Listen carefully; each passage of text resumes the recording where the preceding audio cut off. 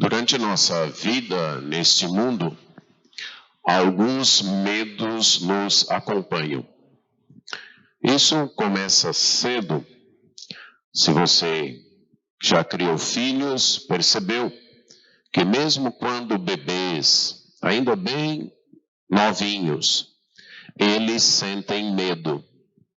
E um dos medos que eles têm e que também nos acompanham é o medo de ficar sozinho, o medo de ser abandonado, o medo de não ser cuidado. Parece que os discípulos de Jesus estavam sendo tentados a ter esse tipo de medo. Jesus lhes havia avisado que partiria, que iria embora, e que eles não poderiam acompanhar o Senhor Jesus. Jesus era a esperança daqueles discípulos, era o seu mestre, o seu conselheiro, era aquele que estava cuidando deles, orientando, suprindo suas necessidades. E agora, quando eles estavam na esperança de que Jesus instalaria o reino messiânico, o reino que eles tanto esperavam, Jesus lhes diz que está indo embora.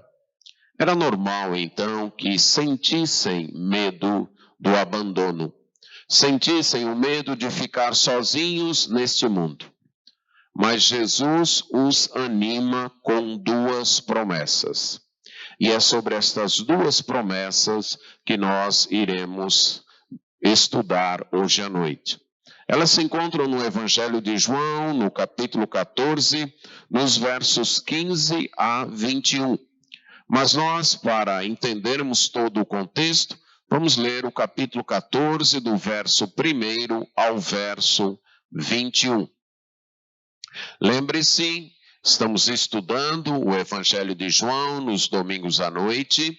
Esse Evangelho foi escrito pelo apóstolo João, talvez aí depois do ano 90, depois de Cristo.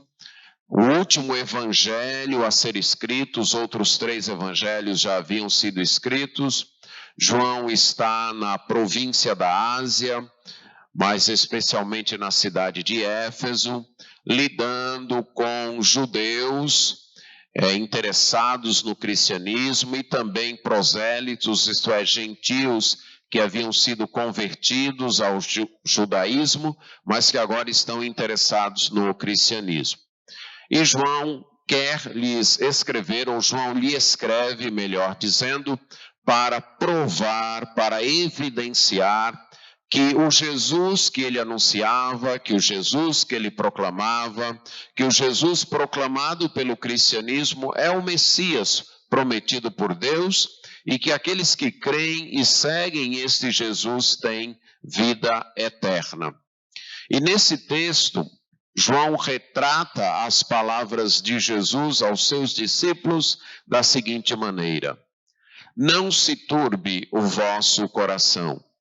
Credes em Deus, crede também em mim. Na casa de meu pai há muitas moradas. Se assim não fora, eu vou-lo teria dito, pois vou preparar-vos lugar. E quando eu for e vos preparar lugar, voltarei e vos receberei para mim mesmo, para que, onde eu estou, estejais vós também. E vós sabeis o caminho para onde eu vou. Disse-lhe Tomé: Senhor, não sabemos para onde vais. Como saber o caminho? Respondeu-lhe Jesus: Eu sou o caminho e a verdade e a vida. Ninguém vem ao Pai senão por mim. Se vós me tivesseis conhecido, conheceríeis também a meu Pai. Desde agora o conheceis e o tendes visto. Replicou-lhe Filipe: Senhor, mostra-nos o Pai, e isto nos basta. Disse-lhe Jesus: Filipe, há tanto tempo estou convosco e não me tens conhecido? Quem me vê a mim, vê o Pai. Como dizes tu, mostra-nos o Pai? Não crês que eu estou no Pai e que o Pai está em mim? As palavras que eu vos digo, não as digo por mim mesmo, mas o Pai que permanece em mim faz as suas obras. Crede-me que estou no Pai e o Pai em mim. Crede ao menos por causa das mesmas obras. Em verdade vos digo que aquele que crê em mim fará as obras que eu faço, e outras maiores fará, porque eu vou para junto do Pai. E tudo quanto pedirdes em meu nome, isso farei, a fim de que o Pai seja glorificado no Filho. Se me pedirdes alguma coisa em meu nome, eu o farei. Se me amais, guardareis os meus mandamentos. E eu rogarei ao Pai, e ele vos dará outro consolador, a fim de que esteja para sempre convosco. O Espírito da verdade, que o mundo não pode receber, porque não o vê nem o conhece. Vós o conheceis, porque ele habita convosco e estará em vós. Não vos deixarei órfãos, voltarei para vós outros. Ainda por um pouco, e o mundo não me verá mais. Vós, porém, me vereis, porque eu vivo, vós também vivereis. Naquele dia, vós conhecereis que eu estou em meu Pai, e vós em mim, e eu em vós. Aquele que tem os meus mandamentos e os guarda, esse é o que me ama. E aquele que me ama será amado por meu Pai. E eu também o amarei e me manifestarei a ele. Vamos orar.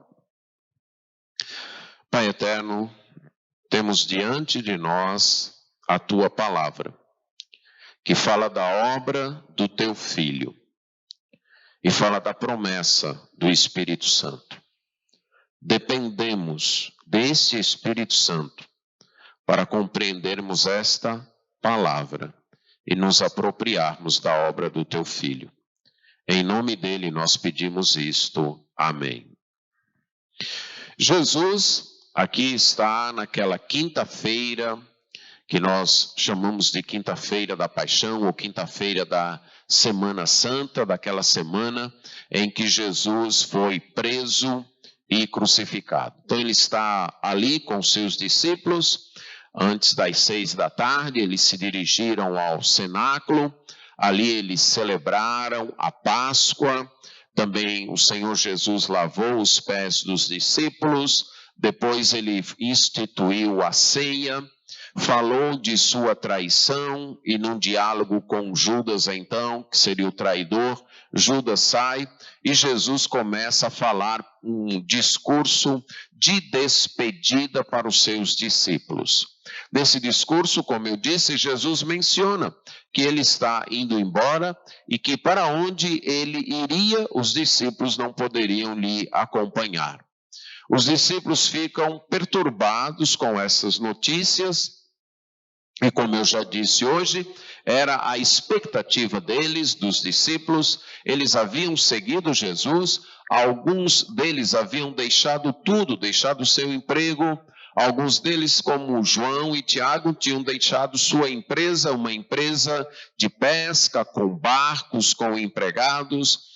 Alguns, como Mateus, tinham deixado o seu emprego, que hoje seria um emprego federal, na coletoria, ali seria na fazenda, né, na secretaria da fazenda. Ele tinha deixado isso para seguir a Jesus, na expectativa de que Jesus traria um reino, Jesus instalaria um reino, Jesus faria chegar aquele reino messiânico prometido lá no Antigo Testamento. E agora eles se deparam com Jesus dizendo que ele vai embora e vai para um lugar onde eles não poderiam ir.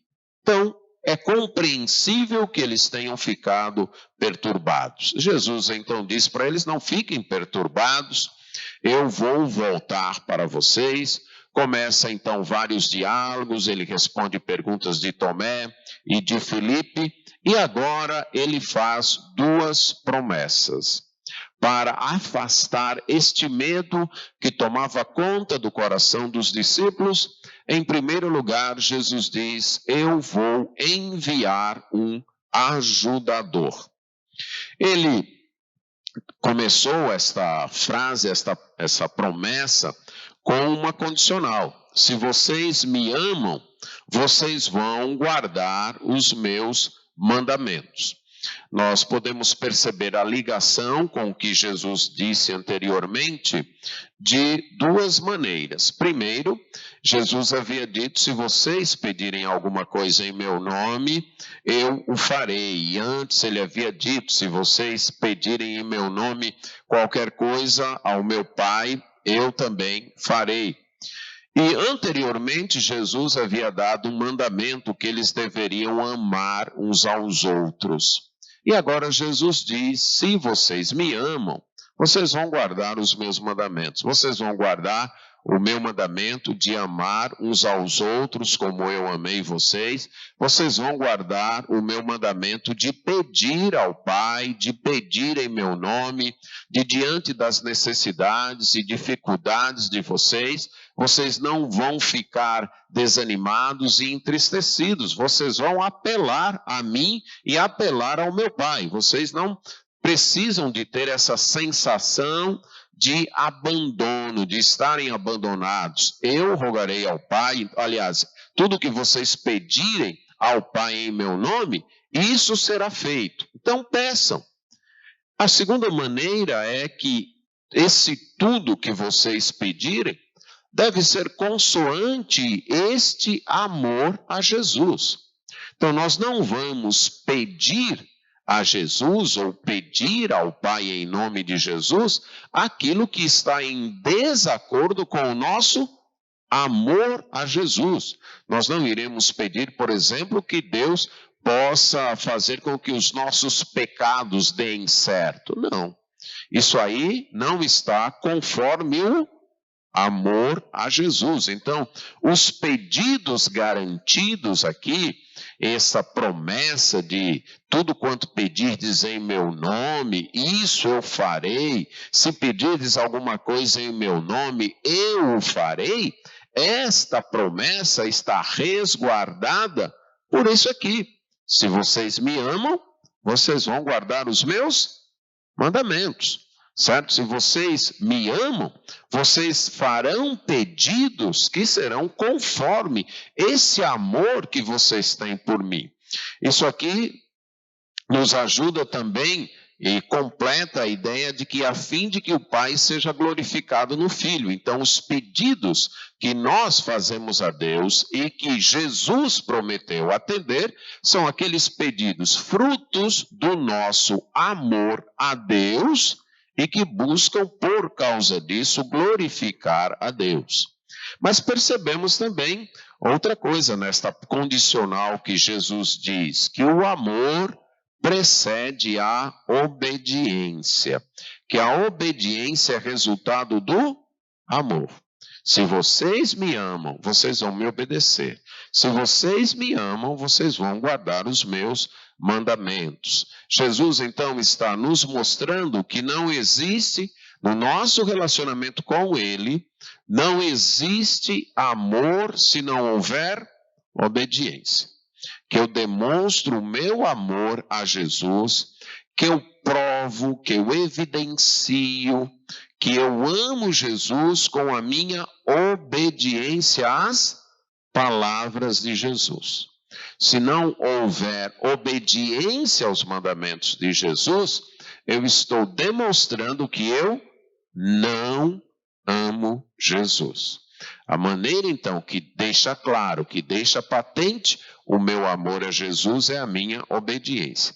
E continuando como parte, inclusive, da mesma sentença, Jesus diz: se vocês me amam, vocês vão guardar os meus mandamentos. E eu rogarei ao Pai, e Ele vos dará outro Consolador, a fim de que esteja para sempre convosco. Se vocês me amam, vocês vão guardar os meus mandamentos. E eu também vou rogar ao Pai, eu vou fazer uma solicitação ao Pai. Quando Jesus diz, e eu rogarei, A palavra rogar é diferente da que ele usou quando disse para os discípulos pedirem. É interessante que esta palavra é usada várias vezes no Novo Testamento, mas uma única vez, lá em 1 João 5, ela é colocada para os crentes. Todas as outras vezes ela é falada a respeito de Jesus.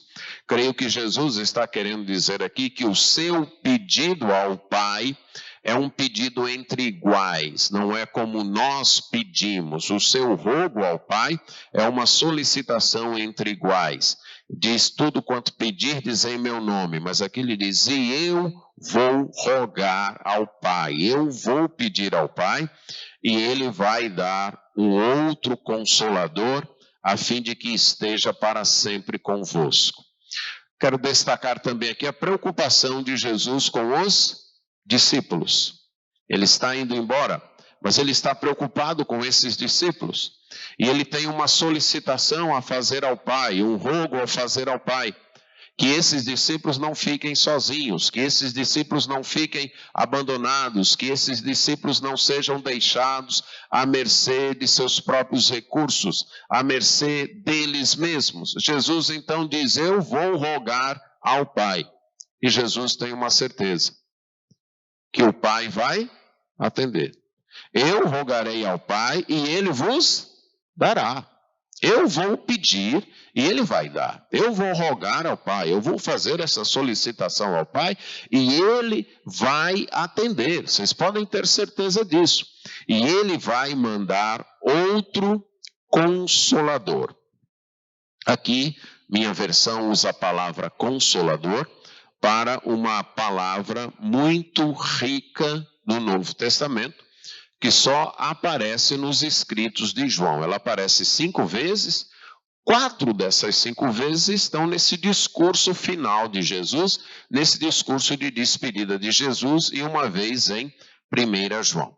É uma palavra tão complicada para traduzir, que algumas versões, que não é o caso da que eu estou lendo, preferiram não traduzi-la. Preferiram transliterar, pegar a palavra como aparecia na língua em que foi escrito o Evangelho de João e simplesmente transliterar, transcrever para o português.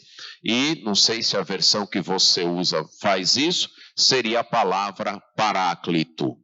Essa era uma palavra que literalmente indicava alguém que foi convocado, alguém que foi chamado para estar ao lado e ajudar. Literalmente é isso. Alguém que é convocado, alguém que é chamado para se colocar ao lado de uma pessoa e ajudar esta pessoa. Aquela pessoa está enfrentando uma situação que ela sozinha não é capaz de lidar, ela sozinha não é capaz de enfrentar, de resolver. Então, o paráclito era alguém chamado para se colocar ao lado da pessoa e ajudá-la.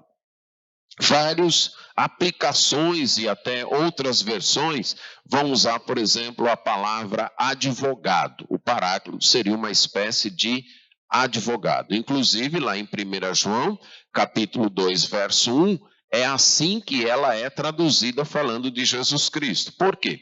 Porque o advogado era alguém que se colocava ao lado da pessoa para ajudá-la num problema que ela tivesse para resolver diante da justiça. Então, quando alguém fosse levado diante da justiça, tivesse um problema com a justiça, e ele não fosse capaz de sozinho resolver o problema, ele não fosse capaz de lidar com o problema sozinho, então era convocado um paráclito, e esse paráclito, então, deveria entender das leis e ajudar esta pessoa a resolver o seu problema com a justiça, defendendo esta pessoa. Por isso que algumas versões vão traduzir como advogado. A minha versão traduziu como consolador, que também era uma ideia.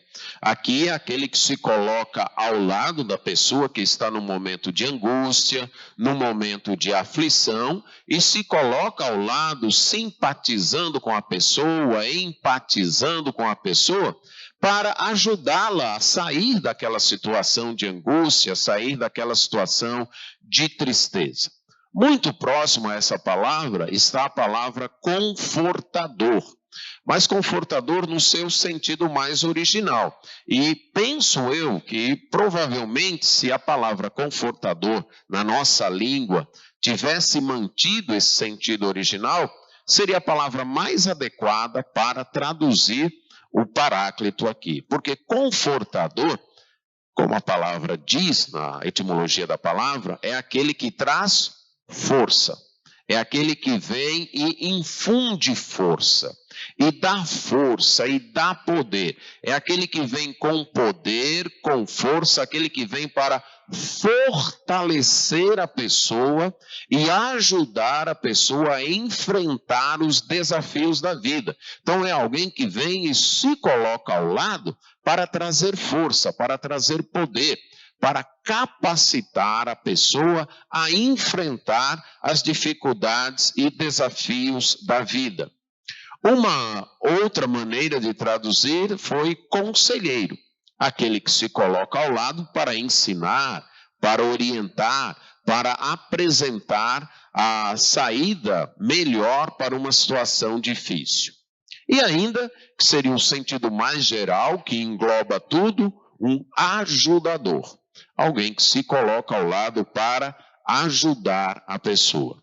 O Espírito Santo vem para fazer tudo isso. O Espírito Santo vem para tratar conosco, para nos defender das acusações que temos diante de nós mesmos. O Espírito Santo vem como aquele que traz o consolo nos momentos difíceis, nas horas da dificuldade. O Espírito Santo vem como aquele que traz o poder, que nos capacita, que nos fortalece para enfrentar as dificuldades. O Espírito Santo, como próprios textos posteriores vão nos mostrar, ele vem para nos ensinar, para nos orientar. Enfim, o Espírito Santo é o nosso ajudador. Agora notem que Jesus disse: eu rogarei ao Pai, eu vou fazer essa solicitação ao Pai e ele vai responder. E ele vai dar outro consolador. Por que outro consolador? Porque eles já tinham um consolador, que era quem?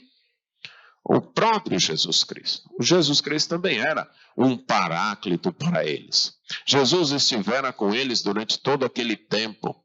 E Jesus estivera defendendo, aconselhando, consolando, dando força, animando, orientando. Jesus estava cumprindo todo aquele papel de paráclito, de advogado, de confortador, de consolador, de orientador. E Jesus diz para eles que ia embora. Mas isso, não se preocupem. Vocês vão ter outro consolador. A ida de Jesus providenciou que nós tenhamos dois paráclitos. Um aqui e outro lá. Veja em 1 João capítulo 2, verso 1. Que é a quinta vez que a palavra é utilizada. Você vai perceber que na versão que eu utilizo, ela foi traduzida como advogado. E ela diz assim, 1 João 2:1. Filhinhos meus, estas coisas vos escrevo para que não pequeis. Se todavia alguém pecar, temos advogado, um paráclito, junto ao Pai, Jesus Cristo, o justo.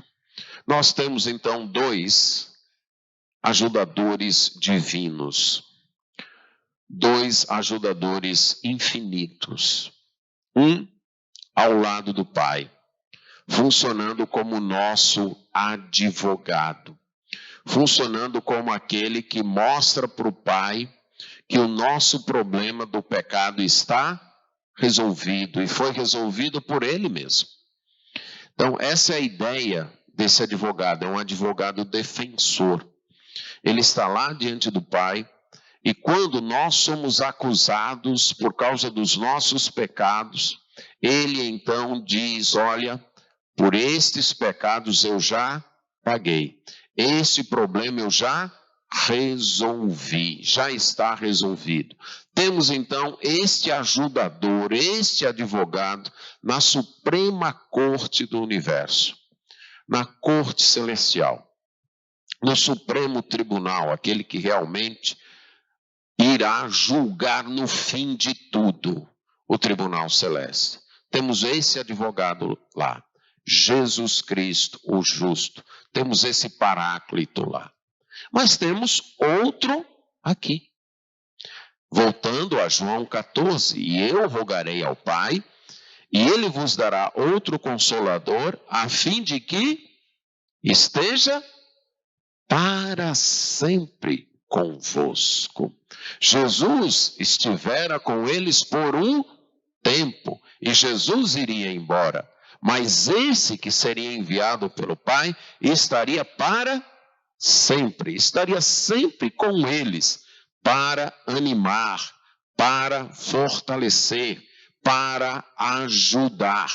Ele viria como um resultado de uma solicitação de Jesus, seria enviado pelo Pai, seria alguém que estaria ao lado dos discípulos para ajudá-los a enfrentar as situações da vida, para fortalecê-los, e ele viria e veio para ficar para sempre.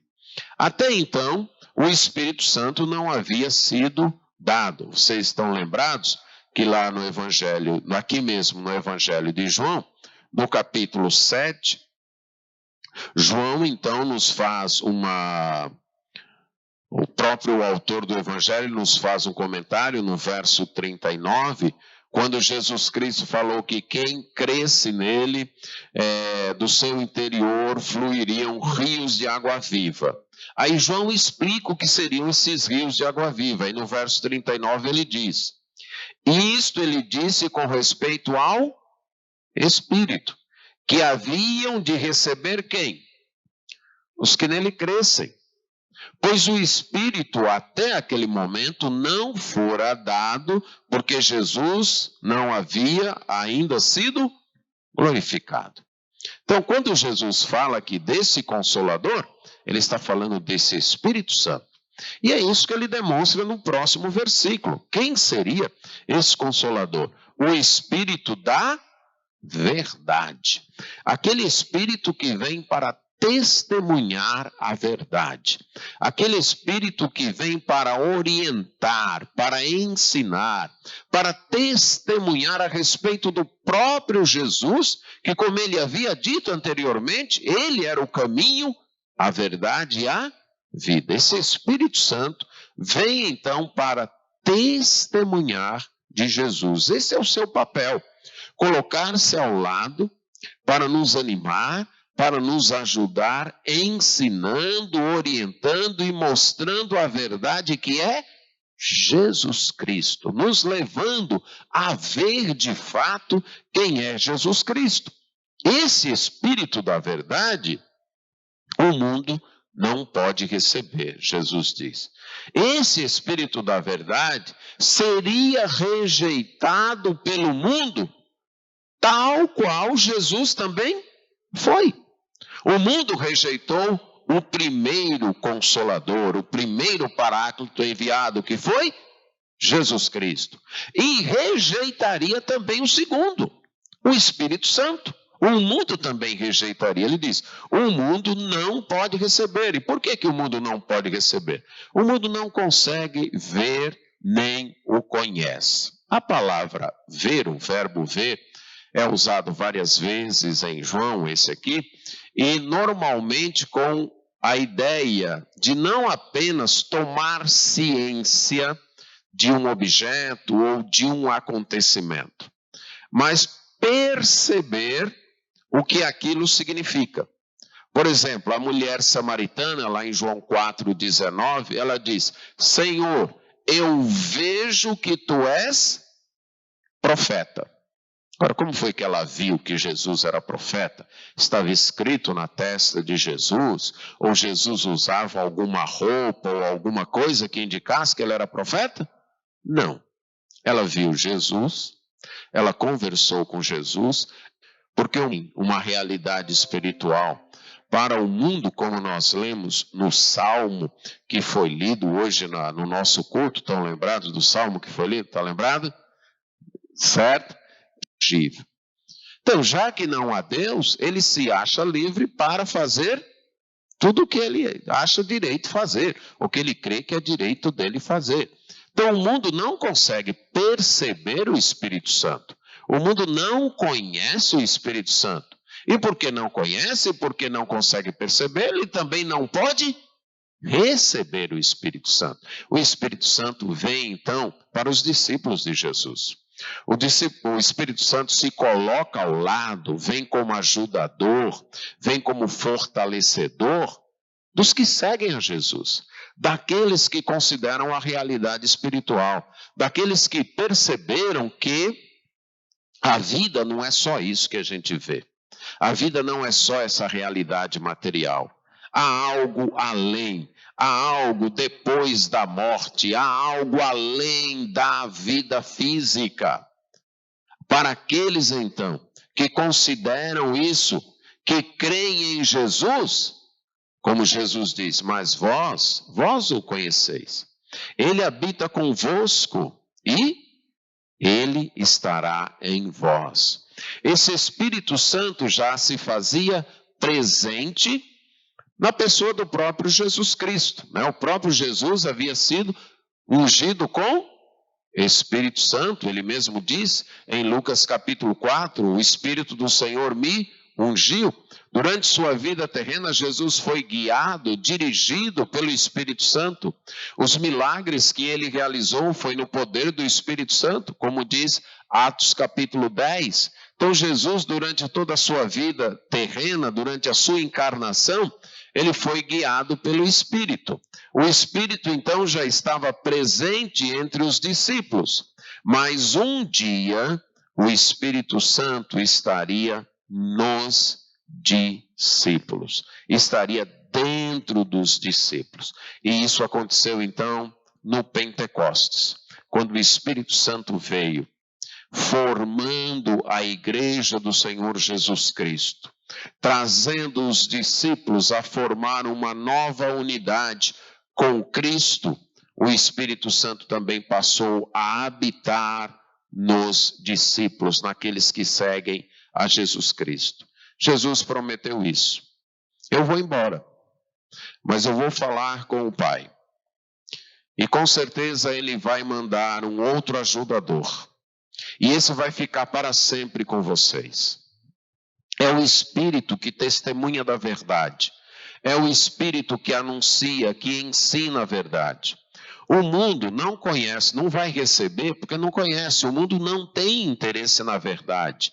O mundo não conhece essa realidade espiritual. O mundo é incapaz de ver isso e, portanto, não vai receber o Espírito. Mas vocês conhecem. Ele já está presente entre vocês e ele estará habitando em vocês. Que promessa fantástica do Senhor Jesus Cristo. Não estamos sós. Não estamos sozinhos nesse mundo. Nas lutas desta vida, se você é discípulo de Jesus, se você ama, obedece e segue a Jesus, você tem um ajudador divino. Você tem a terceira pessoa da Trindade se colocando ao teu lado para te ajudar, para te fortalecer, para te orientar, para mostrar a verdade para você, para levar você a ver a vida como de fato ela é. Podemos enfrentar as situações da vida com uma força que vai além da nossa. Se contássemos apenas com os nossos recursos, se contássemos apenas com as nossas forças, seríamos derrotados, estaríamos perdidos. Mas nós temos ao nosso lado e dentro de nós um ajudador, um fortalecedor, o Espírito Santo. Não é necessário desespero nem desânimo diante das situações difíceis, desconfortáveis, amedrontadoras da vida. Não é preciso isso. Há alguém do nosso lado. Há alguém em nós. É uma promessa do Senhor Jesus Cristo. Não estamos sozinhos. Talvez você já teve a sensação de estar só, diante de uma dificuldade, de um problema, de uma luta. Você sentiu-se sozinho. Mas, se você é um seguidor do Senhor Jesus, se você é um discípulo do Senhor Jesus, você não está sozinho. Você tem o Espírito Santo ao seu lado e em você para lhe ajudar. A segunda promessa foi que Jesus voltaria. Ele diz aí no verso 18: não deixarei vocês órfãos. Eu vou voltar para vocês.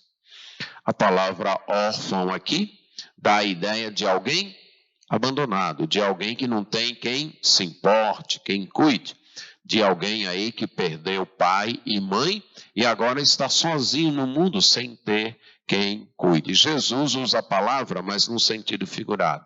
Jesus diz: vocês não vão ficar sozinhos.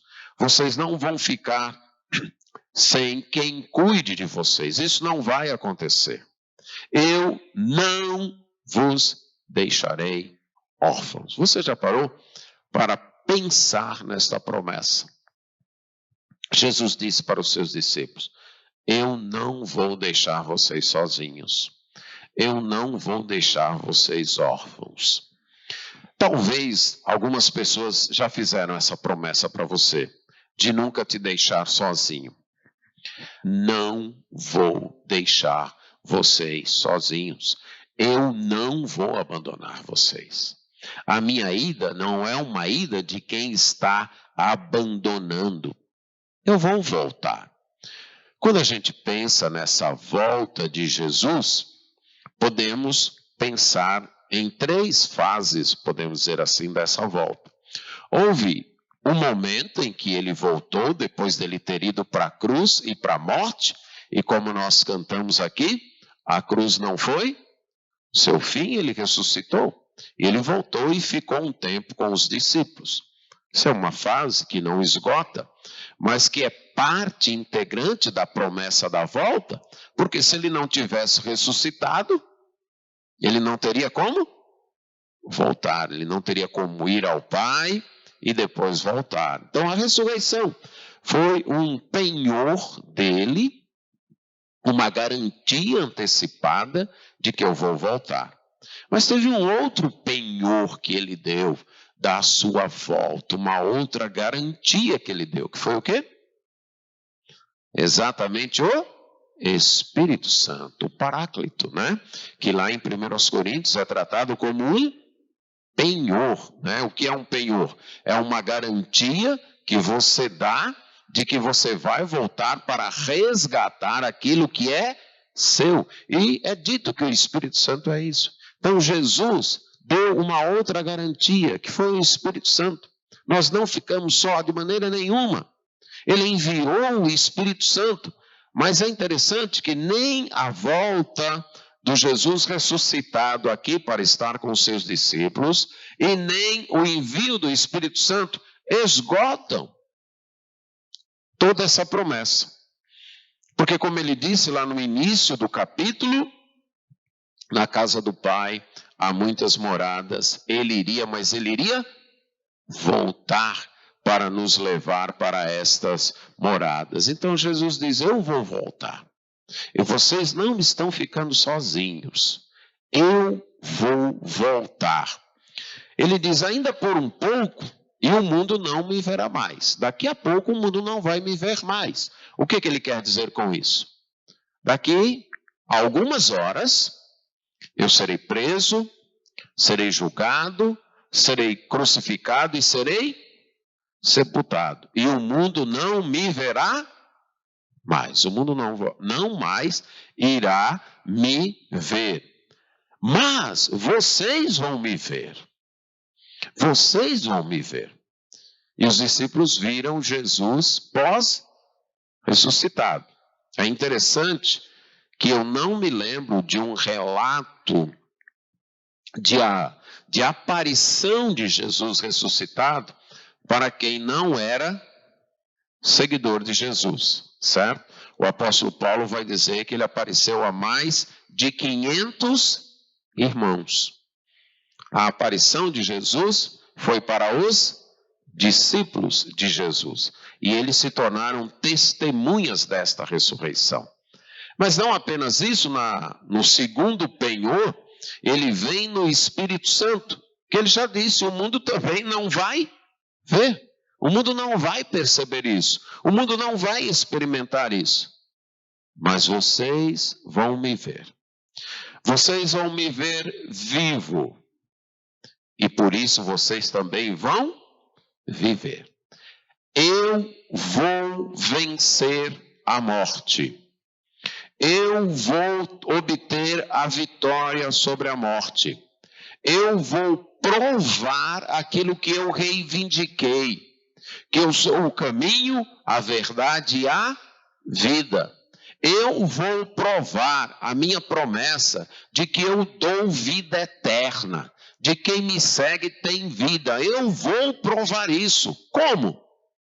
Pela ressurreição. Na ressurreição ele provou isso. A ressurreição comprovou, vindicou todas as declarações de Jesus a respeito dele mesmo. Tudo que ele disse ficou comprovado pela sua ressurreição. Ele disse que ele era a luz, que ele era o pão da vida, que ele era a água viva, que ele era o verdadeiro templo, que ele era a ressurreição e a vida, que quem o seguisse teria vida eterna. Ele fez todas estas promessas. Se ele tivesse morrido e não ressuscitado, o que seriam destas promessas? Promessas vazias. Mas ele ressuscitou. Ele ressuscitou. E a sua ressurreição provou que ele era tudo aquilo que ele disse ser. Por isso ele está dizendo para os seus discípulos, vocês vão me ver vivo. E aí vocês vão ter também esta vida. Vocês vão desfrutar desta vida. Porque eu vivo, vocês também vão viver. Eu não vou deixar vocês órfãos, eu vou voltar. Vou voltar vivo, vou voltar trazendo vida, uma vida que eu vou compartilhar com vocês. E naquele dia, vocês vão conhecer que eu estou no Pai, e vós em mim e eu em vós. Lembra que essa era uma dificuldade dos discípulos. Felipe até faz alguma pergunta nesse sentido, mas Jesus diz, naquele dia vocês vão conhecer. E novamente eu creio que isso foi em etapas. A vinda do Jesus ressuscitado, a aparição de Jesus pós-ressurreição, comprovou que ele estava unido ao Pai.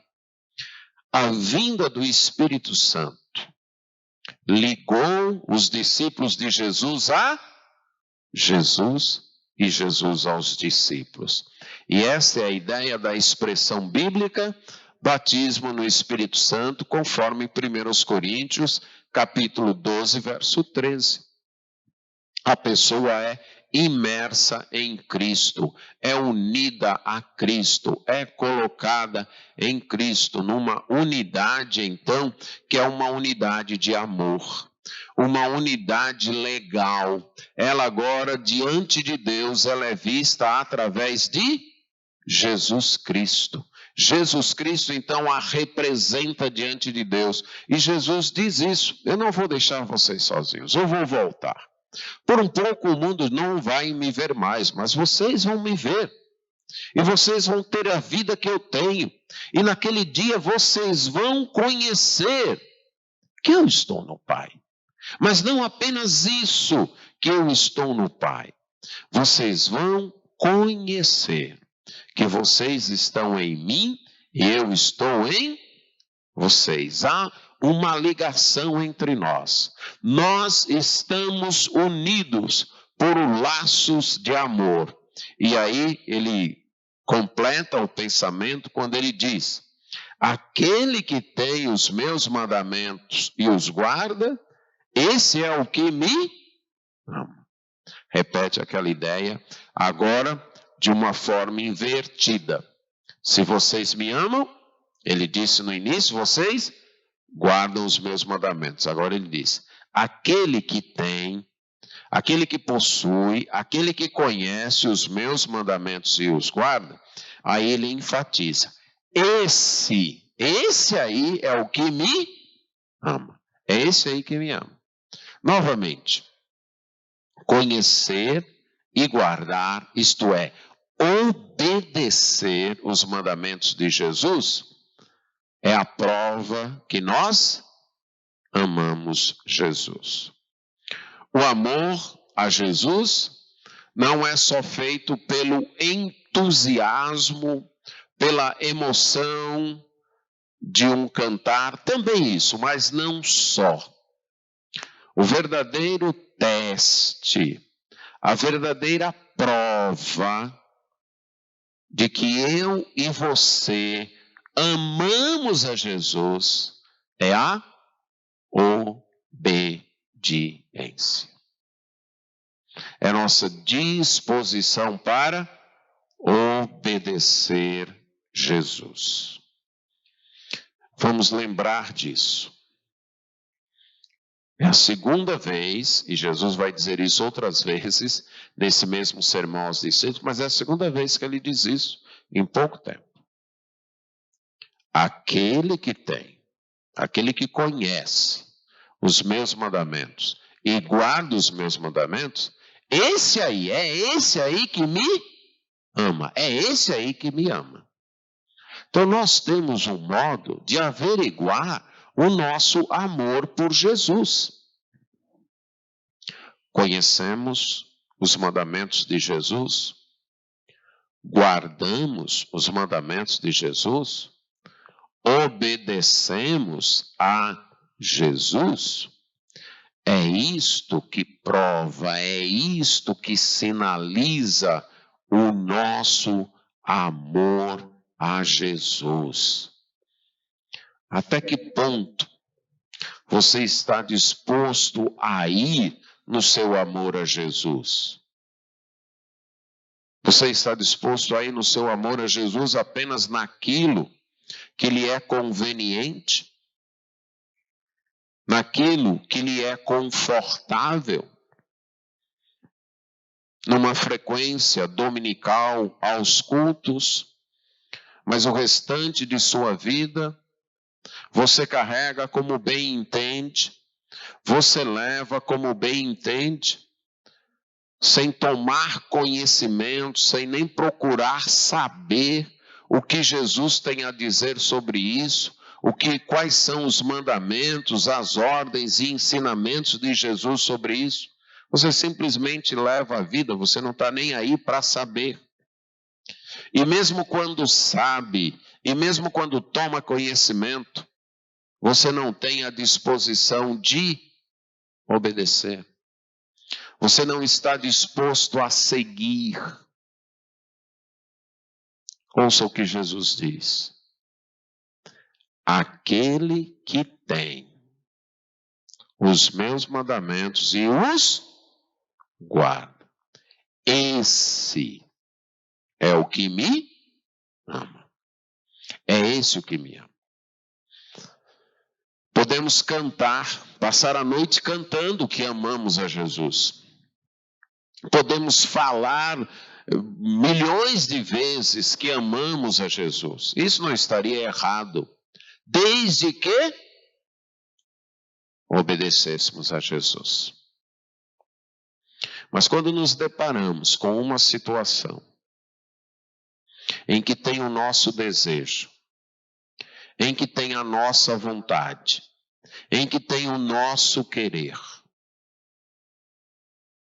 e tem o mandamento de Jesus que é oposto a isso. O mandamento de Jesus que está contrariando o meu desejo, contrariando a minha vontade, contrariando o que eu quero, e eu faço a opção de ficar com a minha vontade, eu simplesmente estou dizendo que não amo Jesus. Todas as vezes em que diante de um desejo meu, diante de uma vontade minha, que se coloca contrária, que se coloca contrário a um mandamento de Jesus, e eu fico com o meu desejo, e eu fico com a minha vontade, eu estou dizendo que não amo Jesus. Preste atenção que isso não é uma regra minha, isso não é uma regra da Igreja Batista, isso não é uma regra de religião. Isto é a palavra de Jesus conforme retratada aqui no Evangelho. Aquele que tem os meus mandamentos e esse é o que me ama. Esse é o que me ama. E ele continua. E aquele que me ama será amado por meu Pai. É verdade que Deus nos amou primeiro. Essa é uma verdade proclamada pelo próprio apóstolo João na sua carta. Nós o amamos porque ele nos amou primeiro. Agora, o amor dele por nós transforma a nossa vida. O amor dele por nós nos faz obedientes. O amor dele por nós nos curva, nos faz dobrar a nossa vontade a ele. Então, o amor dele por nós nos leva a amá-lo. E o nosso amor por ele nos leva a obedecê-lo. E isso aumenta o amor dele por nós. O amor de Deus por nós, tanto é precedente como pós-cedente à nossa obediência. Tanto vem antes como depois. Cria-se aqui um relacionamento de profundo amor. Ele nos amou primeiro, esse amor nos alcançou, mudou nosso coração, mudou nossa vontade, e nós passamos a obedecê-lo. E isso acaba trazendo mais amor dele para conosco. E aquele que me ama será amado por meu Pai. E eu também o amarei e me manifestarei a ele. Temos aqui o mais completo, o mais sublime, o mais satisfatório amor. Todos nós temos sede de amor. Todos nós temos fome de amor. Nascemos com isso. Nascemos para ser amados. Nenhum amor nos relacionamentos horizontais satisfaz plenamente essa sede. Nenhum amor mata completamente essa fome. Nenhum amor. Sempre se dependermos somente dos amores humanos, nós sempre seremos carentes. Se dependermos somente dos amores humanos, nós sempre seremos carentes. Amor de pai e mãe, por maior que seja, nunca irão nos satisfazer plenamente. Amor de cônjuge, por mais devotado que seja, nunca irá nos satisfazer plenamente. Amor de filhos, por melhores que sejam os filhos, nunca irá nos satisfazer plenamente. São amores agradáveis, são amores necessários, mas não são amores plenamente satisfatórios. Por uma razão. Nossos pais são imperfeitos. Nossos cônjuges são imperfeitos. E nossos filhos, já que são nossos filhos, são o que também? Imperfeitos. Só há um amor perfeito. É esse aqui que Jesus diz. Meu Pai será amado por meu Pai e eu também o amarei. Temos a graça de, através de Jesus, desfrutar da habitação do Espírito Santo, de sermos amados pelo Pai e amados pelo Filho. Que privilégio! Que presente! Imagine, eu e você, pecadores, receber este grande presente, sermos amados pelo Pai. Para aquele que segue a Jesus, não é verdade a expressão ninguém me ama. Não pode ser verdade para quem segue a Jesus. Por quê?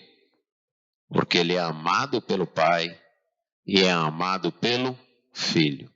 O que no final das contas, irmãos, é o único amor que importa. Amor de pai e mãe não vai te dar vida eterna. Amor de cônjuge não vai te dar vida eterna. Amor de filho não vai te dar vida eterna. Só um amor te dá vida eterna. É o amor do Pai, que vem a nós através do Filho. O amor de Deus, que vem a nós através de Jesus Cristo. Não estamos sós. Temos a presença do Espírito Santo, do ajudador conosco. Aquele que nos ajuda, que nos orienta, que nos fortalece. Temos condições, não em nós mesmos, mas por causa dele, de enfrentar a vida com todos os seus desafios, com todas as suas lutas, com todas as suas adversidades. Temos condições de enfrentar a vida com coragem, dependendo de alguém infinitamente poderoso, infinitamente forte, que é o Espírito Santo, que foi enviado para estar ao nosso lado e estar em nós. Não há motivo para desespero, não há motivo para desânimo, não há motivo para desesperança, não há razão para isso para aquele que segue a Jesus. Não há. Por maior que seja o teu sofrimento, por maior e mais intensa que seja a tua luta, por mais dolorosa que seja a tua perda, se você segue a Jesus, você tem o Espírito Santo do seu lado e você tem o Espírito Santo em você. Você tem o suficiente, eu diria, mais do que o suficiente para enfrentar as batalhas desta vida. E temos a promessa da volta de Jesus, já comprovada por sua ressurreição, já penhorada pelo Espírito Santo. Temos a promessa de compartilhar sua vida, porque eu vivo, vocês vão viver. Temos a promessa de sua comunhão, do seu amor, de ser amado por Ele, de ser amado pelo Pai. Não estamos sós. Se em sua vida você sente solidão, você se sente abandonado, desamparado, incompreendido, talvez com pensamentos de até deixar a vida para lá, de que não vale a pena viver, ou você não é discípulo de Jesus, ou você não está considerando tudo que Jesus é e tem para você. Ou você não é discípulo, não conhece o Espírito Santo, não conhece Jesus, ou você conhece, tem, mas não está levando isso em conta. Não está levando isso em conta. Que perda na sua vida pode anular a presença do Espírito Santo em tua vida? Que perda, me diga aí. Que perda em tua vida pode anular o dom que Deus te deu na pessoa do Espírito Santo? Que falta em tua vida pode anular o amor de Deus por você? O fato de que o Pai te ama, o fato de que o Filho te ama. Que dor, que carência, que falta na tua vida pode anular isso? O que pode cancelar, o que em tua vida, que evento de tua vida, que acontecimento de tua vida pode cancelar a promessa de que Jesus vai voltar para te levar para ficar com Ele para sempre? Que evento da tua vida? O que foi que você fez, ou deixou de fazer, ou o que fizeram com você, ou deixaram de fazer com você, que pode cancelar isso? Que pode anular isso? Que Jesus prometeu que vai voltar e levar você para Ele. Quando nós pensamos nisso, não há nenhum motivo, apesar de todas as dificuldades da vida. Não estou dizendo aqui que a vida é fácil e nem Jesus disse que a vida é fácil. Apesar de todas as dificuldades, de todas as perdas, de todos os transtornos da vida, os que seguem a Jesus têm o Espírito Santo ao seu lado e neles. Os que seguem a Jesus têm a vida de Jesus neles. Os que seguem a Jesus estão unidos a Jesus e unidos ao Pai. Os que seguem a Jesus são amados por Deus e amados por Jesus. E os que seguem a Jesus têm a promessa de que um dia toda tristeza, toda dor, toda luta, toda adversidade vai acabar, porque Ele vai voltar para nos levar para Ele. Não estamos sós. Jesus diz: eu não deixei vocês órfãos. Jesus diz, eu não deixei vocês órfãos. Amém.